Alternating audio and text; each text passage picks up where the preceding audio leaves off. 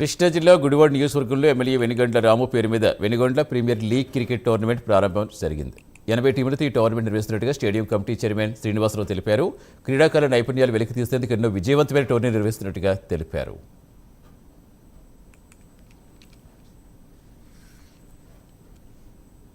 ఈ tournament Venigandla cricket tournament ఇక్కడ ఏర్పాటు చేయడం జరిగింది.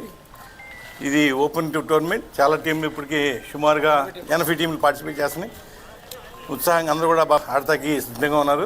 అందరూ కూడా శుభాకాంక్షలు తెలియజేస్తూ ఈ టోర్నమెంట్ సక్సెస్ కావాలని అందరూ సహకరించాలని మనస్ఫూర్తి కోరుకుంటూ తెలుసుకుంటాం. శాసనసభ్యులు వెనిగండ్ల రాము గారి పేరు మీదుగా వెనిగండ్ల ప్రీమియర్ లీగ్ అని ఈ రోజున క్రికెట్ టోర్నమెంట్ని గుడివాడ ఎన్టీఆర్ స్టేడియంలో ప్రారంభించడం జరిగింది. ముఖ్యంగా దీంట్లో ఏంటంటే ఇప్పటి వరకు ఎప్పుడు జరగని విధంగా ఓపెన్ టోర్నమెంట్ ఇది. 80 టీములు రిజిస్టర్ అయ్యి పార్టిసిపేట్ చేయడం జరుగుతుంది. మొట్టమొదటిగా ఈ రోజున Bapuji 11 versus Gudivada government hospital 11కి మ్యాచ్ స్టార్ట్ అయింది. దాన్ని ఈ రోజున మేము ప్రారంభించడం చాలా సంతోషం.